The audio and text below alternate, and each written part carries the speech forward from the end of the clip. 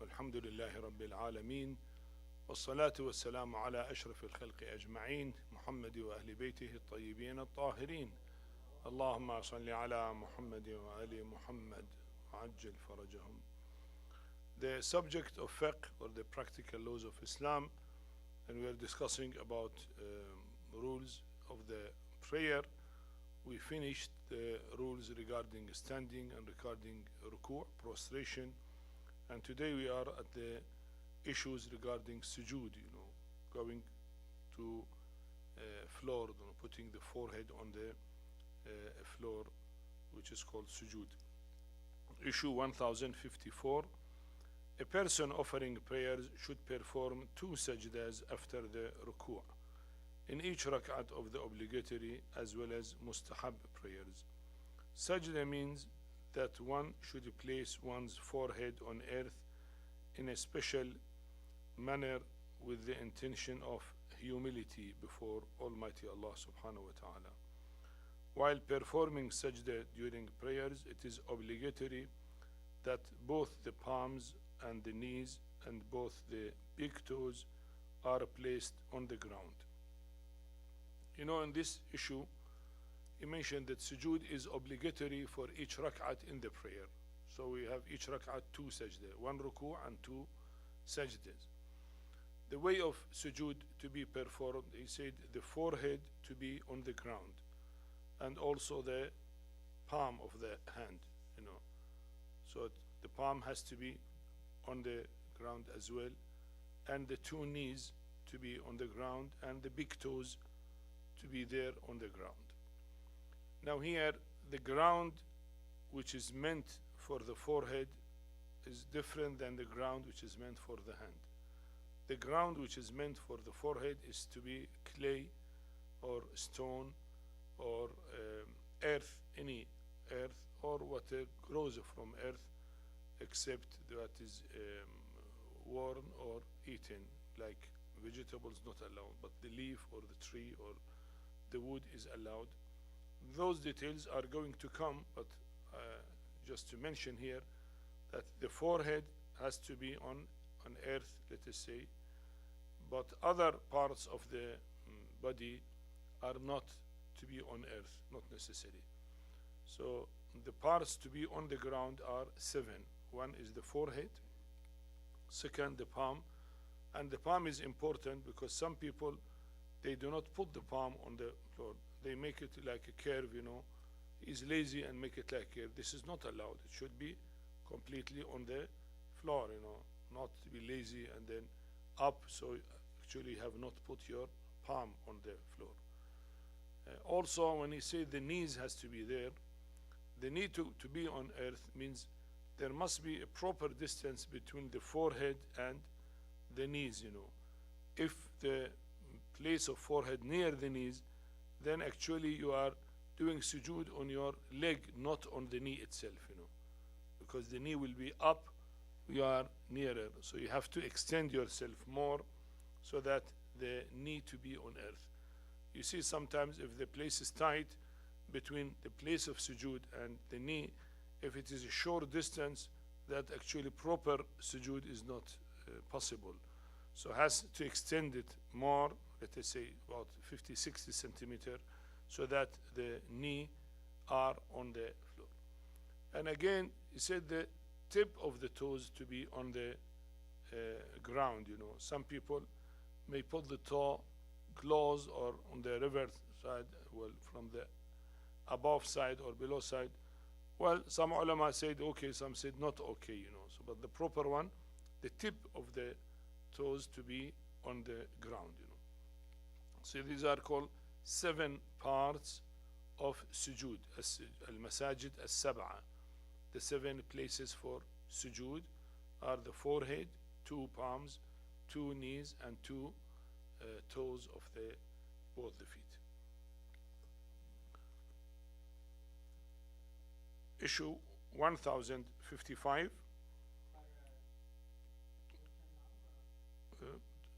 The questions later on we'll deal with them.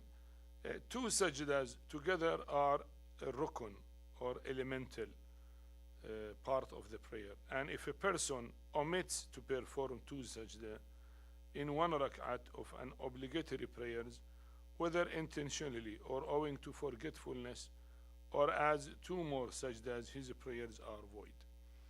You see, the two sajdas are elemental part of the prayer. We say elemental part, or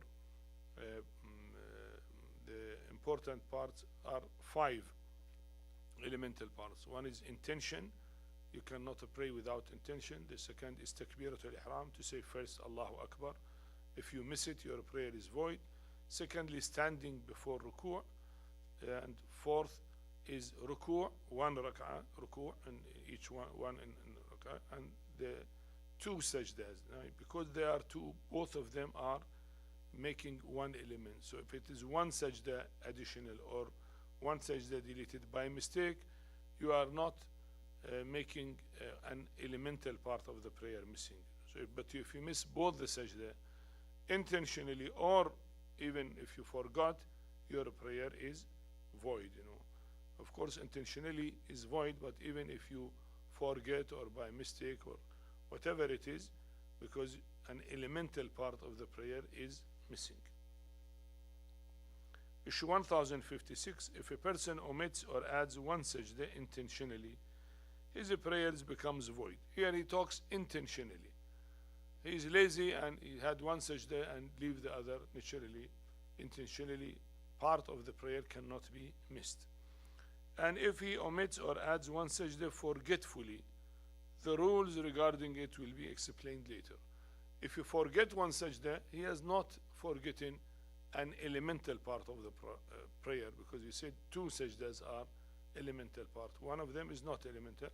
So as a prayer is not void, but the solution, he has maybe to do qada of that or have sajda itself. There's some other rulings will come what to do if one is missing a sajda. But up to this point, he said his prayer is not void. What is the solution if he miss one sajda or add one sajda by mistake, not intentionally? The solution will come. Issue 1057, if a person who can keep his forehead on the ground does not do so, whether intentionally or forgetfully, he has not performed sajda, even if other parts of his body may have touched the ground. But if he places his forehead on the earth, but forgets to keep other parts of his body on the ground, or forgets to utter the dhikr of the prayer, his sajda is in order. Now when we say two sujood, what do we mean by sajda? What is it, the obligatory part of sajda, and what are other parts which, if they are forgotten, is okay? He said the main thing is that your forehead to be on the ground. That is the main thing. If your forehead is on the ground, now if you forget to put your hands, or your hands were not properly put, or forget that knees to be proper, or forget the toes to be proper, still that is regarded as one sajda. So if by mistake other parts were not on the ground, it will not affect the sajda because it is a mistake. Intentionally, of course, not allowed, but by mistake it is okay. But if by mistake you did not put your forehead on the ground and you put other parts, he said no, the sajda is not being performed. So means if two of them were without forehead be on the ground, then it is void, because you have not performed sajda. So that is the difference. So the main part of the sujood is putting the forehead on the ground. As I say, the ground or something else which is allowed to do sujood. Other details are going to come, but for the time being, we say it's on the ground. He used here on the earth, but it may not be earth, maybe wood, maybe paper. Other details will come. Issue 1058, it is better in normal situation to say the dhikr or the saying of sujood, well, maybe many times. That is why he used the word, it is better.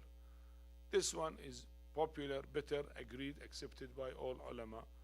Other type of dhikr may be agreed, may not, but this is unanimously agreed by ulama. Either to say Subhanallah 3 times, that means Subhanallahi, Subhanallahi, Subhanallah, that is sufficient. Or to say Subhana Rabbi al-A'la wa bihamdih 1 time. So I say either to say Subhanallah 3 times or Subhana Rabbi al-A'la wa bihamdih once. And he should utter these words in succession and in correct Arabic. Actually, as an obligatory precaution, uttering any dhikr to this extent is sufficient, and it is mustahab that Subhana Rabbi al-A'la wa bihamdih should be said 3, 5, or 7 times or more. I mean, mustahab to be recited in odd numbers, either 1 time, which is obligatory, or 3 times recommended, maybe if you can. And if you want to do it 5 times or 7 times or 9 times or 11 times, as much as you can. So he said the dhikr, the obligatory dhikr in sujood, either Subhanallah 3 times, means Subhanallahi, Subhanallahi, Subhanallah, or Subhana Rabbi al-A'la wa bihamdih. Now some ulama may say other types of dhikr are alright, like to say Alhamdulillah, Alhamdulillah, Alhamdulillah, or maybe La ilaha illallah, La ilaha illallah, La ilaha illallah. That is also dhikr. But he used the word at the beginning. It is better to say Subhanallah, either Subhanallah 3 times or Subhana Rabbi al-A'la wa bihamdih, because as you said, this is accepted by all ulama. Issue 1059. In the sajda, the body should be steady, and one should not move or shake oneself purposely. And as a precaution, one should be totally steady in sajda, even while one is not engaged in any obligatory dhikr.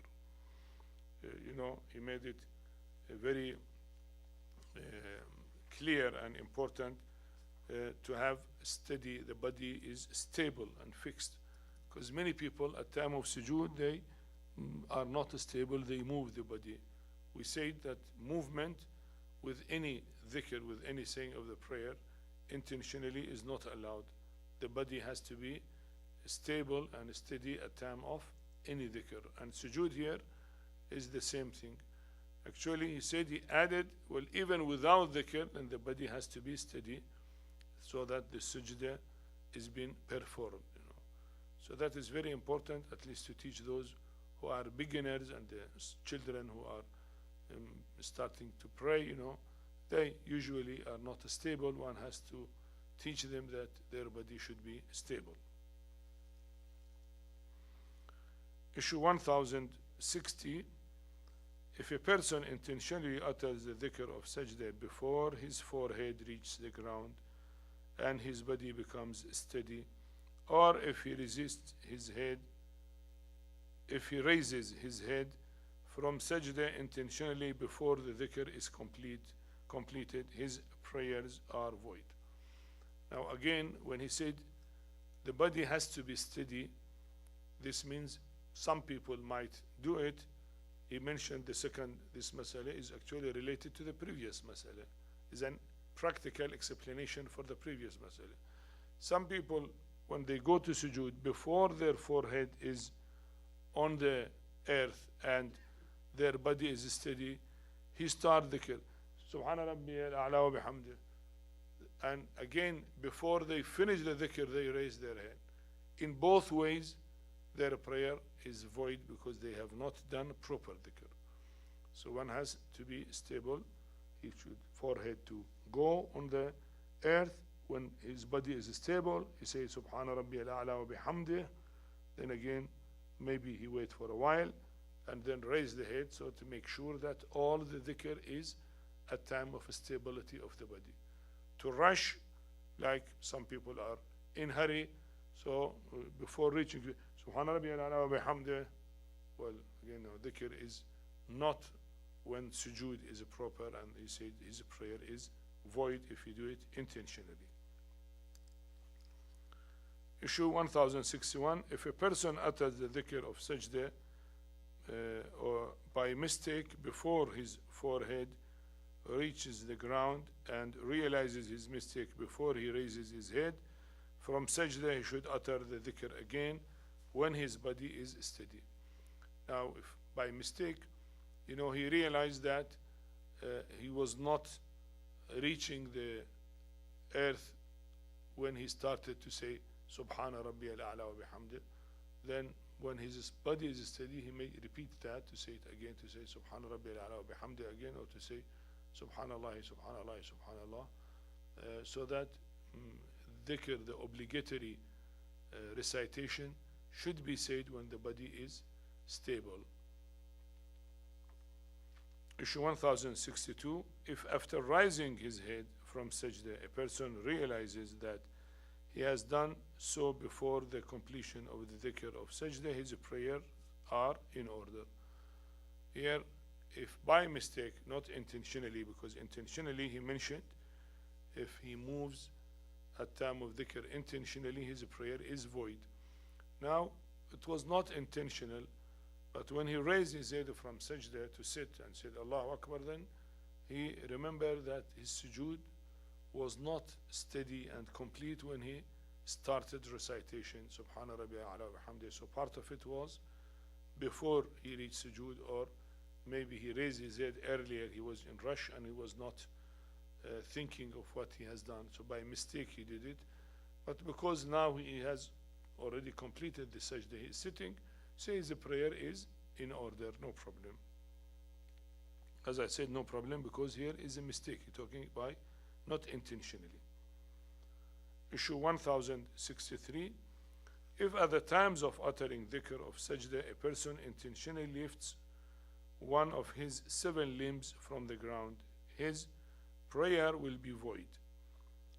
But if he lift the limbs other than the forehead when he is not reciting anything and then places them back again, there will be no harm, unless that movement renders his body unsteady, in which case prayer will be void.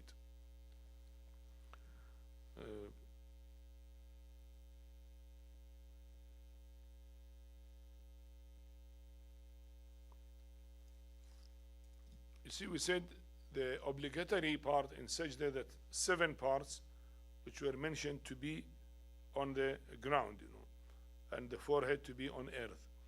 Now, if somebody, his forehead is fixed on earth, but he raises his hand just to scratch his body, for example, or he moves his knee, well, in that case, he can raise it and then return it back, and then mention the dhikr again, because dhikr should be when the body stable and all the 7 parts are on the ground. So if one part is missing, then dhikr is not sufficient, so he has to return it back. But if the body is, all the 7 parts are there but are shaky, he made it, and that is again the dhikr is not proper, and as I said, if you do it intentionally, then it will nullify his prayer. So the body has to be steady and all the 7 parts to be on the ground. If he raised it for any reason, by mistake or by shaking, or he lost equilibrium and he moved his hand from place to place, for whatever reason, no harm. But then when it is fixed, proper, and his body is steady, then he recites dhikr, say Subhana Rabbi al-A'la wa bihamdi, for example.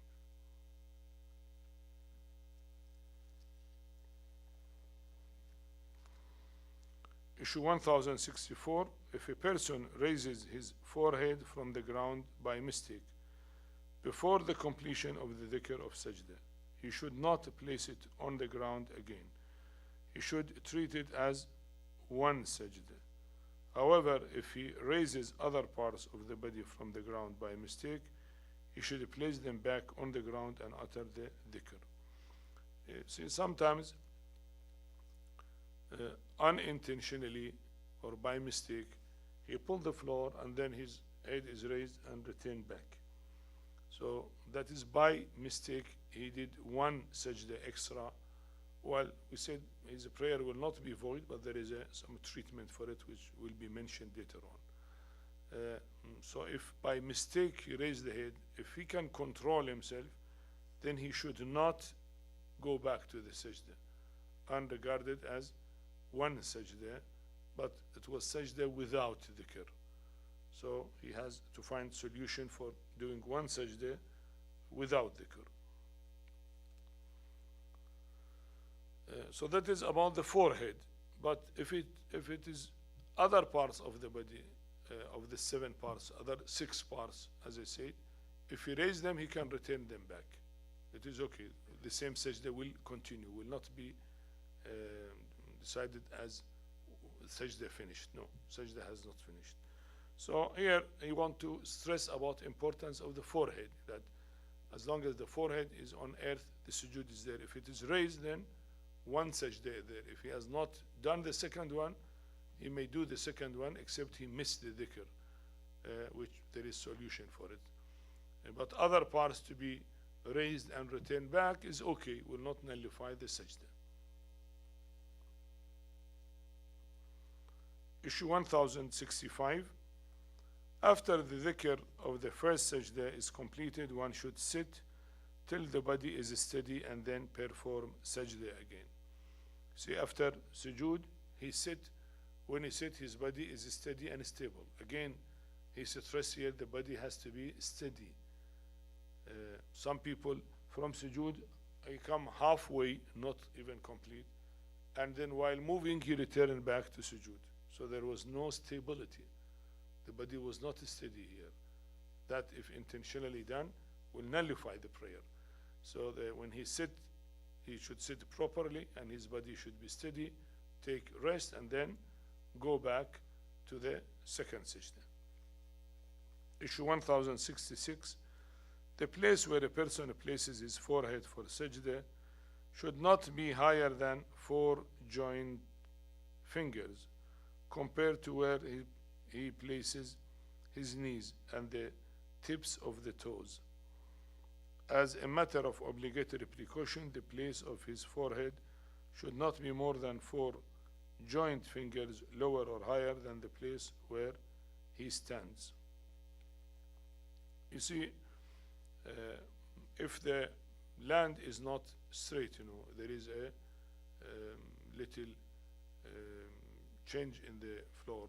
The front is higher than his leg, or the ground is going down, his legs are higher than the forehead. He say, if it is less than 4 joint finger, a joint finger is, let us say, about 3 inches, let us say distance. This is joint fingers, not separated, it's joint. So if it is not this much the difference, let us say something around 3 inches, if the difference is not more than that, it is okay. But if it is more than that, then it is not allowed. Now, if somebody put too many, let us say, turba and make it high and do sujood in it, you say, no, not allowed, because that will be more than 4 joint fingers above his knees and toes.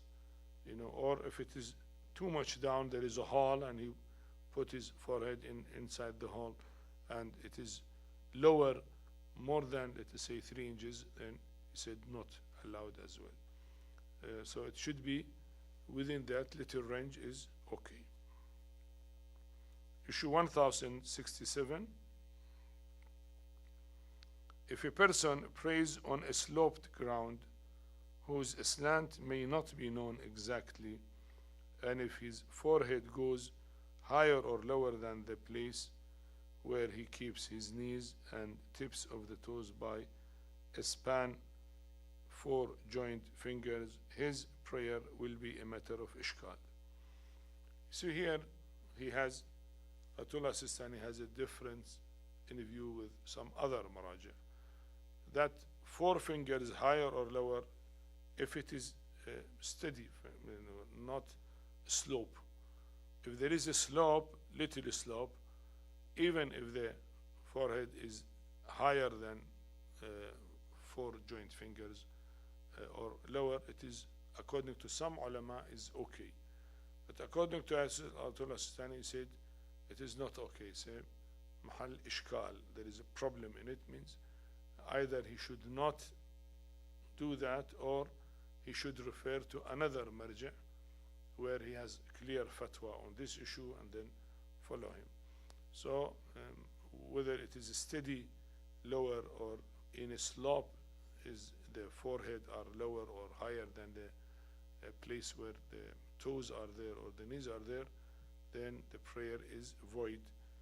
So it's better to notice that. So if it is higher, one has to higher his feet, or if it is lower, to put, let us say, some bricks or others to make it higher, so it is at the same height of his feet. Issue 1067, if a person prays on a sloped ground whose slant may not be known exactly, this is, we read it, a slope. Issue 1068, if a person places his forehead by mistake on a thing which is higher than the span of 4 joined fingers compared to the place where his knees and the toes are, and if it is so high that it does not look like a normal sajda, he should raise his head and place on a thing which is not as high. And if the height does not change the appearance of the sajda and his attention is drawn to it after completing the obligatory dhikr, he should raise his head and may complete the prayers. But if his attention is drawn to it before the obligatory dhikr, he should gradually push or move his forehead to a lower level and recite the obligatory dhikr. You see here many points are together. Let us discuss them one by one. He said if one places his forehead by mistake on something higher and he realized that it is very high, he said 3 inches, maybe it is 6 inches or 8 inches high, for example. So what to do? Now actually he has not performed sajda. So he realized, he raised his head and removed whatever stone or brick or earth he kept, so that he can, his place of sajda will be in a equal level with his toes or knees. So that is if he realizes it intentionally and he knows about it. Now if he went to sajda and then at time of sajda he realized that this is higher, here he said has a different view. If it is so high, I mean, we say 4 plan, well, it is, let us say, 5 spans, for example, little higher. So it does not show that there is shape of sujood except exceeding the normal. That differ that is too high, that he is not performing sujood actually. It is too high, so he has not gone for prostration, you know. So say if it is not that case, it doesn't show he is in sujood, but well, more than 4 span. So he said, if that is the case, and he realized that after finishing the wajib dhikr, saying the prayer, he can raise his head and he can complete his prayer. That is okay if he realizes it after the dhikr is already said. But if before he say the dhikr, before he says subhanallah, subhanallah, subhanallah, he realized that it is too high, let us say 5 inches high, for example, well, he should raise his head and say the dhikr wajib again. Let us read it again so that we can confirm. You say, and if the height does not change the appearance of the sajda. How the height does not change the appearance of the sajda? It does not change if it is little. As I said, if it is too high, then there is no sajda here. But if it is not for, let's say 5 fingers height, I mean 3 inches become 4 inches. So he looks, he's doing sajda. But the height is a problem. Shape is sajda, but the height is a problem. And his attention is drawn to it after completing the obligatory dhikr. He realized that after completion of the dhikr, not that he knew in advance. He should raise his head and may complete the prayers. So in that case, okay, now he realized it has no option already. He completed the dhikr, he did sujood, he did the dhikr, so the sajda is complete. But he realized later on the problem is with the height only. So he said he completed his prayer and it is all right. But if his attention is drawn to it before obligatory dhikr, he has not said Subhana Rabbi al-A'la wa bihamdi, for example, he should gradually push or move his forehead to a lower level. Now push or move means he will continue on the floor, but if there is sand or something, he can push it without raising the head. He can push it so that he reduce the height. So he should reduce the height if that is possible. Sometimes it's possible, it depends on the floor. Sometimes the floor is from sand, let us say, and if you just raise your forehead, then you will be going lower, so your sujood still is there. You have not raised your forehead, is there, but you try to make it lower. So that is what he said. He should gradually push or move his forehead to a lower level and then recite obligatory dhikr. Because he has not recited it, he lower his forehead and recite the obligatory dhikr. And if that is not possible, now if it is sand or stone and he cannot reduce it, it is fixed and it is higher, he should recite the obligatory dhikr and complete his prayers. It would not be necessary for him to repeat the prayer. Now here he has no option. The shape of sujood is there, and though height is more, but he had no option to change the height. The ground is solid and he cannot change it, cannot reduce it, and he realized it after he went to sujood. So he said he will complete sajda and his prayer is all right. Issue 1069. It is necessary that there should be nothing between the forehead of the person offering prayers and the thing on which he offers sajda. If the mohor or the sajdagah is so dirty that the forehead does not reach the turba itself, the sajda is void. But if only the color of turba has changed, there is no harm. What he means here, that you have to do sujood on earth and no barrier should be there. So now if part of your cloth came as a barrier, or tissue of paper or other thing which is not allowed to do, well, paper, you can do sujood on paper, it will not be on the ground. But if anything, any barrier comes, not allowed. But the usual barrier which comes, which he mentioned, that by time the clay you are using for sujood get dirty with oil from the skin, gradually oil is there. So that oil is a barrier between your forehead and the clay itself.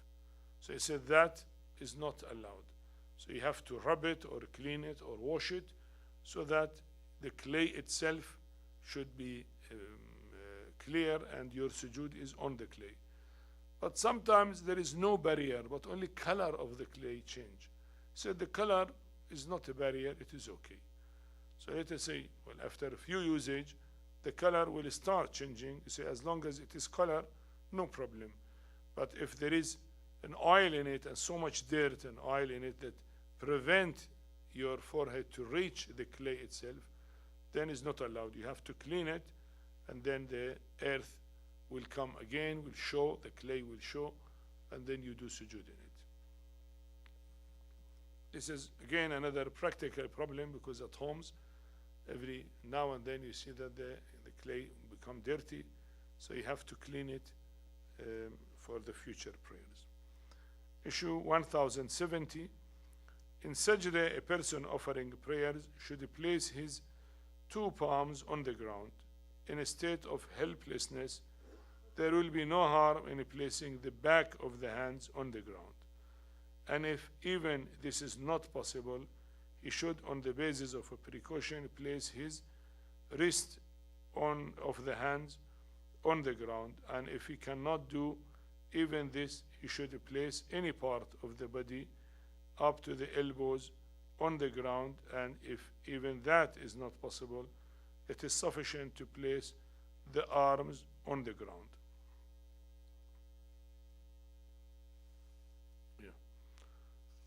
So now he shifted from the forehead to the hand. Now he said obligatory to put the hand on the ground proper. Now if there is some diseases or problem or fracture or wound or anything and ulcer and you cannot put it, it is harmful. So he said if not possible the palm, you can put back of the hand on the floor. Now if that is not possible, he said pull the wrist. You can put the wrist in this way. If that also not possible, he said any part, you put it up to the elbow. Even if that is not possible, he said put all your arm. Now your hand not possible, but at least you put the arm.